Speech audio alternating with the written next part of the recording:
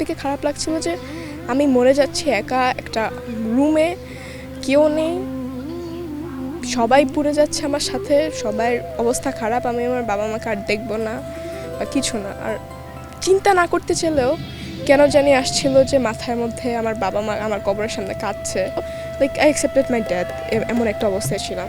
এভাবেই গত বছরের ২১ জুলাই মাইলস্টোন স্কুলে ঘটে যাওয়া বিমান দুর্ঘটনার বিভীষিকাময় স্মৃতির কথা বলছিল সপ্তম শ্রেণীর শিক্ষার্থী জায়ানা মাহবুব হক। শুধু জায়ানাই নয়, ষষ্ঠ শ্রেণীর শিক্ষার্থী জান্নাতুল মাওয়া ও নূরে জান্নাত ইউসার মনেও আজও রয়ে গেছে সেই ভয়াবহ দিনের দুঃসহ স্মৃতি। ছুটির পরে স্কলারশিপের ক্লাস করতাম কোচিং, তো ওখানেই আমি টিফিন খেয়ে ব্যাগ রেখে বারান্দায় হাঁটছিলাম, আর কিছুক্ষণ বাকি ছিল। তো তখনই দেখি একটা বিকট শব্দ, একটা প্লেন আসতেছে। আমি কানে ধরে বসেছিলাম, কিছুক্ষণ আমি ভাবতেছি আমি হয়তো শেষ। পরে উঠছি, দেখি আমি এখনো বেঁচে আছি। তো ছুটির পর ও আমাকে নিতে আসে, তো আমি যেহেতু ভবনটা 2 তলার, তো আমি নিচতলায় নামতেছিলাম। তো টিচার রুমে যাওয়ার সময় একটা বিকট শব্দ হয়ে প্লেনটা আসতেছিল। পরে পড়ার পর আমি অজ্ঞান হয়ে যাই। পরে মিসরা বের করে আমাদের ক্লাসরুম থেকে।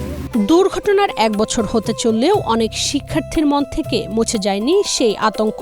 মাঝরাতে ঘুম ভেঙে যায় দুঃস্বপ্নে, বারবার ফিরে আসে সেই বিভীষিকাময় মুহূর্তগুলো।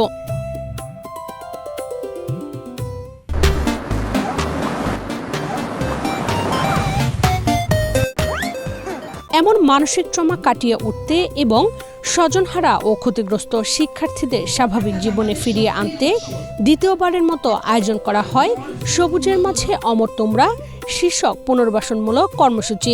16 জুলাই বুধবার গাজীপুরের পুবাইলে Rotary Club of Banani Dhaka ও ছুটি রিসোর্টের যৌথ আয়োজনে দিনব্যাপী এ কর্মসূচিতে অংশ নেয় ট্র্যাজেডিতে ক্ষতিগ্রস্ত শিক্ষার্থীরা।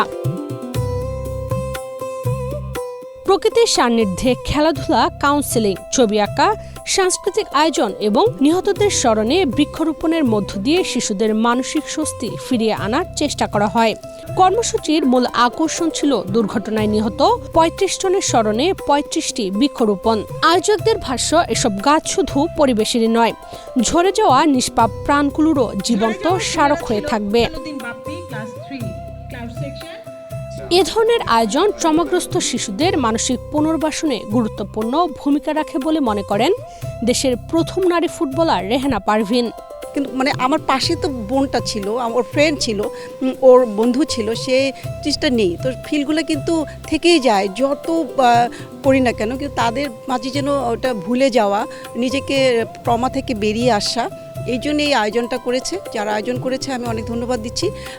আরও এইভাবে মাইলস্টোনে বাচ্চাদেরকে নিয়ে খেলাধুলার মাঝে, সংস্কৃতির মাঝে, আরও ভালো ভালো কালচারাল লাইনে তাদেরকে নিয়ে এসে যদি করা যায়, আরও ওরা উদ্বুদ্ধ করে আনন্দ খুশিতে থাকে, আমার মনে হয় বেটার এবং ভালো হবে। মানসিক স্বাস্থ্য বিশেষজ্ঞ মনিরা রহমান বলেন, এখনই ট্রমা হিলিংয়ের উদ্যোগ না নিলে ভবিষ্যতে এসব শিশুর মানসিক বিকাশে নেতিবাচক প্রভাব পড়তে পারে। শিশুরা দেখেছে তাদের সহপাঠীরা কিভাবে আগুনে দগ্ধ হয়েছে, মারা গেছে। যারা এই ধরনের ক্ষতির শিকার হয়েছে তাদেরকে যদি আমরা এই ট্রমা হিলিংয়ের কাজ না করি, তাহলে কিন্তু তারা পূর্ণ বয়সে যখন পৌঁছাবে, যে কোনো সময় তাদের মধ্যে নানা ধরনের মানসিক স্বাস্থ্য সমস্যা দেখা দিতে পারে। তো একজন মানসিক স্বাস্থ্য বিশেষজ্ঞ হিসাবে আমরা এখানে এসেছি যে এই মানুষদেরকে, এই শিশুদেরকে কী ধরনের যে লাইফ স্কিলসগুলো দিতে পারি, দক্ষতা দিতে পারি, তাদের মধ্যে একটা আত্মবিশ্বাস ফিরিয়ে আনতে পারি। রোটারি ক্লাব অব বনানী ঢাকার প্রেসিডেন্ট মোহাম্মদ শরীফুল্লাহ বলেন, মানব সেবায় রোটারির মূল দর্শন, তাই ট্র্যাজেডিতে ক্ষতিগ্রস্ত শিশুদের পাশে দাঁড়ানো সামাজিক দায়বদ্ধতারই অংশ। সামাজিক দায়বদ্ধতা এবং মানবিক একটা দায়বদ্ধতা থেকে আমরা এই কাজটার সাথে জড়িত হয়েছি। আমরা গতবারও এটার সাথে জড়িত ছিলাম, গতবারই তাদের সাথে আমাদের একটা ছিল, আমরা আবারও একসাথে হব এবং সেই অনুযায়ী এবার একসাথে হব। ছুটি রিসোর্টের ব্যবস্থাপনা পরিচালক মোহাম্মদ শামসুল ইসলাম মাসুদ বলেন, ব্যবসার পাশাপাশি সমাজের প্রতিও তাদের দায়িত্ব রয়েছে, সেই দায়বদ্ধতা থেকেই এমন মানবিক উদ্যোগ। একটা প্রোগ্রামে ডেকে তাদেরকে নিয়ে এসে তাদের যে অপূরণীয় ক্ষতিটা হয়েছে সেটাকে পূরণ করা আসলে সম্ভব না, কিন্তু সমাজে আমরা একটা স্ট্রং মেসেজ দিতে পারি। আজকে যেমন দেখেন এখানে সাংবাদিক, শিক্ষক, চিকিৎসক, মনোবিজ্ঞানী, খেলোয়াড়, আমাদের সাবেক ন্যাশনাল টিমের খেলোয়াড়, সবাই মিলে একটা স্ট্রং মেসেজ দিতে পারি যে তোমরা একা নাও। দুর্ঘটনার পর থেকে চিকিৎসা সেবার সঙ্গে যুক্ত জাতীয় বার্ন ও প্লাস্টিক সার্জারি ইনস্টিটিউটের পরিচালক ডাক্তার মোহাম্মদ নাসিরউদ্দিন বলেন, প্রত্যক্ষদর্শী ও ক্ষতিগ্রস্ত শিক্ষার্থীদের দীর্ঘমেয়াদী মানসিক সহায়তা নিশ্চিত করা অত্যন্ত জরুরি। এখন পর্যন্ত কিন্তু আমরা তাদের ফলো আপ চিকিৎসা যেটা সেটা দিচ্ছি এবং আগামী বেশ কয়েক বছর যাবত দিতে হবে।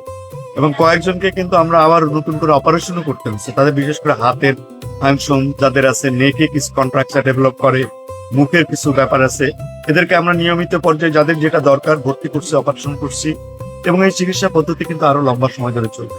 সে কারণে ওদের পাশে থাকাটা আমাদের এখনো জরুরি। এই মানবিক উদ্যোগের ভাবনা প্রথম আসে সিনিয়র সাংবাদিক শাহনাজ শারমিনের কাছ থেকে। তিনি জানান, টানা 12 দিন দুর্ঘটনা কবলিত শিশুদের নিয়ে সংবাদ সংগ্রহ করতে গিয়ে তিনিও মানসিকভাবে বিপর্যস্ত হয়ে পড়েন। তখনই শিশুদের মানসিক পুনর্বাসনের জন্য ভিন্নধর্মী এই আয়োজনের পরিকল্পনা করেন। মূলত আসলে যখন আমি এই মাইলস্টোনের ঘটনাটি কভার করতে যাই, টানা 12 দিন আমি বার্ন ইনস্টিটিউটের বারান্দায় ছিলাম এবং তখন আমি এই শিশুদের, এই বাবা মায়েদের যে আর্তনাদ, ট্রমা দেখেছি। আমার কাছে মনে হচ্ছে যে এটা তাদের দীর্ঘদিন চলবে এবং আমি আসলে প্যারা কাউন্সিলর হিসেবে কাজ করি। তখনই আমি সিদ্ধান্ত নিই যে এই শিশুদের জন্য আমার কিছু করতে হবে এবং আমি 12 দিন পরে কিন্তু অফিস থেকে ব্রেক নেই, কারণ আমি আর নিতে পারছিলাম না সেই ঘটনাটা। তাহলে এই শিশুরা কীভাবে নিচ্ছে? এরপরে আমরা আসলে প্রথম ফেজে একটা অনুষ্ঠান করি ছুটি রিসোর্ট পূর্বাচলে, আমার রোটারি ক্লাব অফ বনানীতে আমি প্রপোজালটা দিই এবং তারাও গ্রহণ করে যে শিশুদের নিয়ে কিছু করব। আমরা 40টা ছেলে শিক্ষার্থীকে নিয়ে অনুষ্ঠানটি করি এবং সেখানে নানান ধরনের কার্যক্রম হয় এবং আজকে আমরা আবার 63 জন মেয়ে শিক্ষার্থীকে নিয়ে করছি 6, 7, 8-এর এবং ওরা সারাদিন এই যে আমরা দেখলাম তারা ফুটবল খেললো, তারা আসলে আর্ট থেরাপি করছে, গাছ দিয়ে ঘর বানাচ্ছে এবং তারা ভুলে থাকার চেষ্টা করে এবং শেষে আসলে আমরা যে গাছগুলো লাগালাম, যে 35টি প্রাণ ঝরে গেছে, ফুলেরা ঝরে গেছে তাদের জন্য। এবং আমাদের ইচ্ছা আছে যে আমরা এবার করেছি ছুটি রিসোর্ট পুবাইলে, আমাদের আরও বড় পরিসরে আমরা যেই শিশুরা দীর্ঘদিন চিকিৎসা নিচ্ছে আরও তাদের এবং তাদের বাবা মাদেরকে নিয়ে আমরা একটা একদিন ব্যাপী আবার প্রোগ্রাম করবো। একটু শীতকালে করতে হবে, কারণ এই শিশুরা বাইরে আসতে একটু রোদে সমস্যা হয়।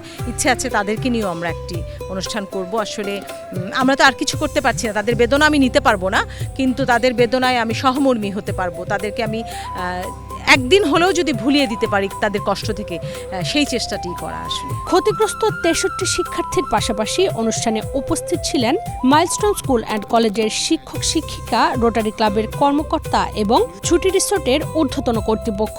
আয়োজক ও বিশেষজ্ঞদের মতে শারীরিক চিকিৎসার পাশাপাশি মানসিক পুনর্বাসনও সমান গুরুত্বপূর্ণ। পরিবার, শিক্ষক ও সমাজের সম্মিলিত সহযোগিতা অব্যাহত থাকলে ট্রমাগ্রস্ত শিশুরা ধীরে ধীরে স্বাভাবিক জীবনে ফিরে আসতে পারবে। ইশরাত চৈতি, বাংলাদেশ প্রতিদিন।